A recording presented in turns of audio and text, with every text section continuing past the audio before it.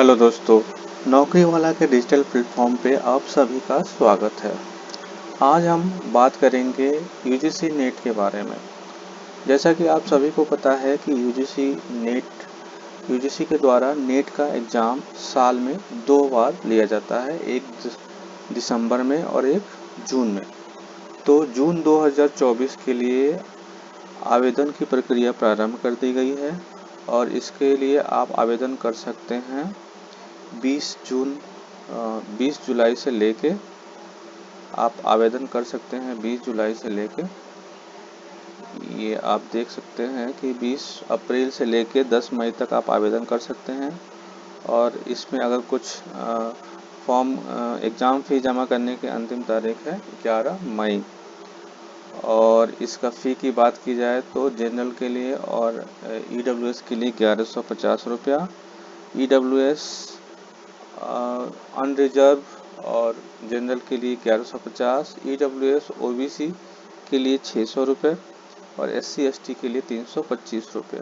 महिला third gender के लिए जो है वो भी 325 रुपया लगते हैं। इसके अलावा अगर मैं बात करूं कि इसमें सुधार की जा सकती है तो 15 मई तक करेक्शन किया जा सकता है।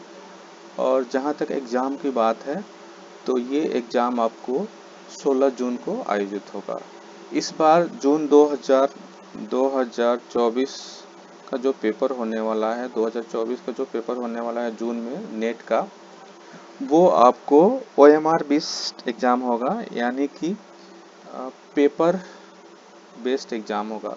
इसके पहले जो एग्ज़ाम होता था, जो जून के पहले जो एग्ज़ाम हो रहा था, जैसे दिसंबर में जो पेपर हुआ था वो आपको ऑनलाइन होता था।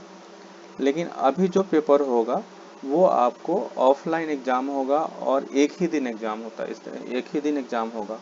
पेपर का जो सिलेबस है, जो पैटर्न है वो सेम है। 2 पेपर होता है जिसमें एक कॉमन पेपर होता है और एक आपका जो सब्जेक्ट होता है उस सब्जेक्ट का एक पेपर होता है जिसमें 100 क्वेश्चन होते हैं मेन सब्जेक्ट के और 50 जो होते हैं वो आपके कॉमन पेपर के क्वेश्चन होते हैं, जो कि 300 अंक के होते हैं। 3 घंटे का पेपर होता है और ये जो आपको ये मतलब एक ही साथ 3 घंटे आपको ये बैठ के एग्ज़ाम देना पड़ेगा। जहाँ तक की बात की जाए जून एग्ज़ाम की, तो इसमें बहुत सारे चेंजेस हुए हैं।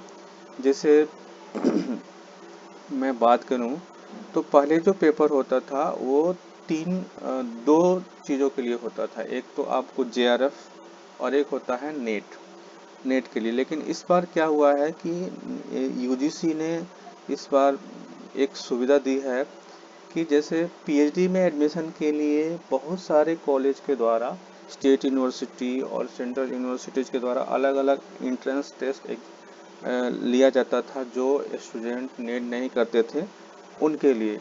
तो इस बार यूजीसी ने क्या किया है कि सारे यूनिवर्सिटीज़ को बोला है कि आप जो है अलग अलग एग्ज़ाम मत लीजिए। एनटीए का जो स्कोर कार्ड है, एनटीए का जो स्कोर कार्ड है, जो बच्चे नेट क्वालिफाई नहीं करते हैं या जो बच्चे जेआरएफ जिनका नहीं होता है, उन लोगों को एनटीए के स्कोर कार्ड के आधार पे आप एंट्रेंस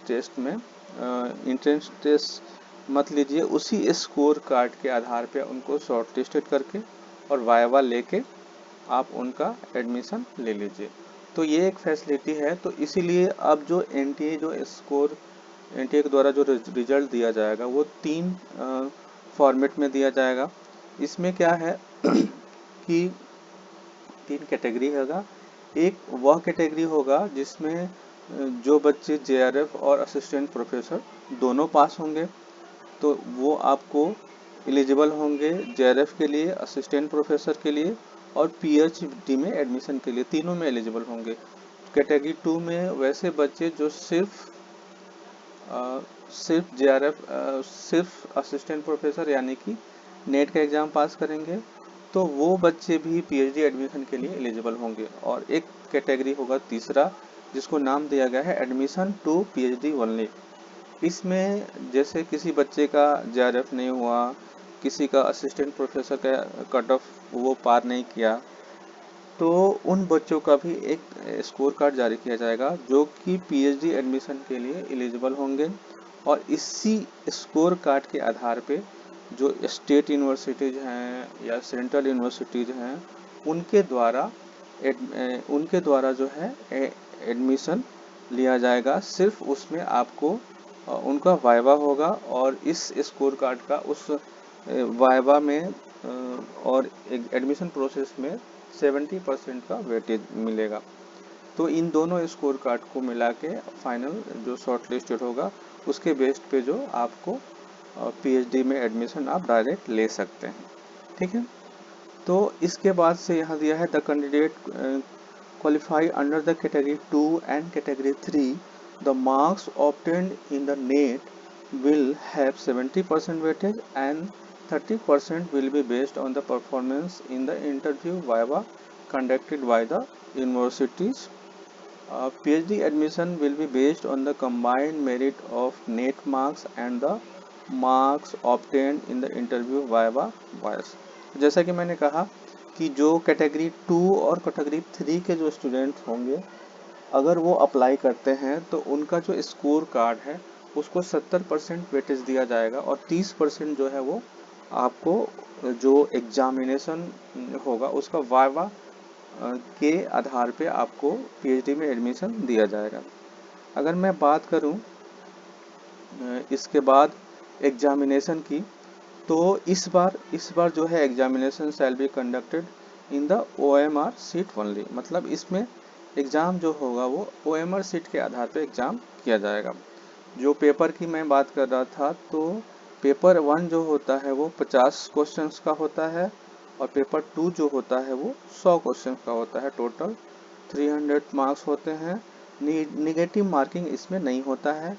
जो पेपर 1 होता है, जो कॉमन पेपर होता है, उसमें आपको teaching aptitude and reasoning ability, reading comprehension, diverse thinking and general awareness के बारे में पूछा जाता है।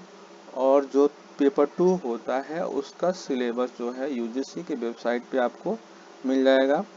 आप डायरेक्ट इस वेबसाइट को खोल के आप सिलेबस जो आपका सब्जेक्ट है उस सब्जेक्ट के बारे में आप उसका सिलेबस देख सकते हैं। ugcnetonline.in/syllabus./new.php इस लिंक को आप खोलिएगा तो आप डायरेक्ट सिलेबस मिलेगा, उसमें अपना सब्जेक्ट चूज कीजिएगा और सब्जेक्ट चूज करने के बाद आपका सिलेबस हिंदी और इंग्लिश दोनों में वहाँ उपलब्ध रहेगा। जिस भाषा में आपको एग्ज़ाम देना है उसमें आप डाउनलोड करके उसको देख सकते हैं। ठीक है, मीडियम जो क्वेश्चन का पेपर का मीडियम होगा वो हिंदी और इंग्लिश होगा। जो किसी का लैंग्वेज पेपर है तो उसका उस लैंग्वेज में होगा। इसमें निगेटिव मार्किंग नहीं है। एक क्वेश्चन का 2 मार्क्स मिलेगा। अगर कोई क्वेश्चन आप छोड़ देते हैं तो उसके मार्क्स नहीं कटेंगे। Negative marking, there is no negative marking for incorrect responses. ठीक है, इसके अलावा अगर एलिजिबिलिटी की बात की जाए तो इसमें एक चेंज हुआ है। पहले क्या था, मिनिमम 55% मार्क्स आपको पोस्ट ग्रेजुएट पास होना चाहिए या एपीआर होना चाहिए। इस बार यूजीसी ने क्या किया है कि उन लोगों को भी मौका दिया है जो आपको 4 साल का इंटीग्रेटेड बीएड कोर्स कर रहे हैं। मतलब बीएड कोर्स कर रहे हैं, जो अंडर ग्रेजुएट कोर्स कर रहे हैं, अगर 4 साल का कर रहे हैं और वो 8 सेमेस्टर मतलब कि लास्ट सेमेस्टर में हैं, तो वो उन बच्चों के लिए भी ये एग्ज़ाम है कि वो बच्चे भी डायरेक्ट एग्ज़ाम दे सकते हैं और नेट का एग्ज़ाम में बैठ सकते हैं और पीएचडी और जेआरएफ के लिए वो क्वालिफाई कर सकते हैं। तो ये है कि जो बच्चे 4 साल के कोर्स में एडमिशन लिए हैं उनके लिए भी है कि वो आराम से एग्ज़ाम दे सकते हैं और वो बैठ सकते हैं। The candidate having passed a 4-year 8-semester bachelor degree program should have minimum 75% marks in aggregate or equivalent grade on the point scale whether the grading system is followed. इसमें एक कंडीशन है, अगर आप 4 साल में हैं तो आपका जो 8 सेमेस्टर का कोर्स है उसमें कम से कम आपको 75% मार्क्स होने चाहिए। यानी कि अगर आपके पास 75% मार्क्स आपने 7 सेमेस्टर में लाए हैं, तो फिर आप इस यूजीसी नेट जून एग्ज़ाम के लिए आप एलिजिबल हैं और अप्लाई कर सकते हैं और एग्ज़ाम में बैठ सकते हैं। 16 जून को पेपर है, 16 जून को पेपर है और 16 जून को एक ही दिन एग्ज़ाम होगा। क्योंकि ये पेपर ऑफलाइन होगा, इसीलिए एक ही दिन पूरे देश में एक साथ आयोजित होगा। ठीक है, तो इसमें है, अब एज की जहाँ तक बात की जाए तो 30 साल जो है वो आपको एज है। और वो कैलकुलेशन कैसे होगा, तो 1 जून को कोई अगर 30 साल से कम है तो वो एलिजिबल है जेआरएफ के लिए। उसके बाद असिस्टेंट प्रोफेसर के लिए कोई एज वैलिड नहीं होता है। एडमिशन पीएचडी एडमिशन के लिए कोई एज बार नहीं होता है। तो आपको इसमें एज हो गया। फिर 5 साल रिलैक्सेशन होता है, ओबीसी एनसीएल और एसटी एसटी को 5 साल का रिलैक्सेशन दिया जाता है।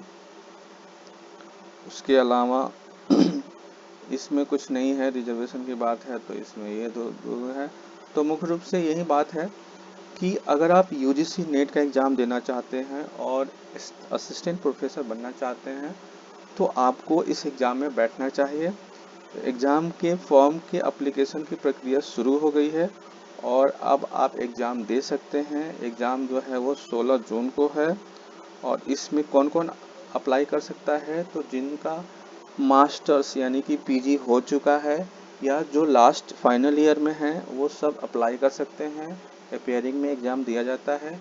एक चेंज और हुआ है कि इसमें आप जो है, अगर कोई 4 साल का ग्रेजुएशन कर रहा है, कोर्स कर रहा है, तो वो उनका अगर 75% मार्क्स है, उनका अगर 75% मार्क्स है तो फिर वो डायरेक्ट पीएचडी या जेआरएफ या नेट के लिए फॉर्म भर सकते हैं और नेट का एग्ज़ाम दे सकते हैं। ठीक है, तो याद रखिएगा कि, और इसमें है कि इसमें अब इसी के थ्रू आपको पीएचडी का एडमिशन मिल जाएगा। यानी कि कैटेगरी 3 भी अगर आप पास करते हैं, स्कोर कार्ड अगर आपका जारी होता है तो आप डायरेक्ट यूनिवर्सिटी में एडमिशन ले सकते हैं।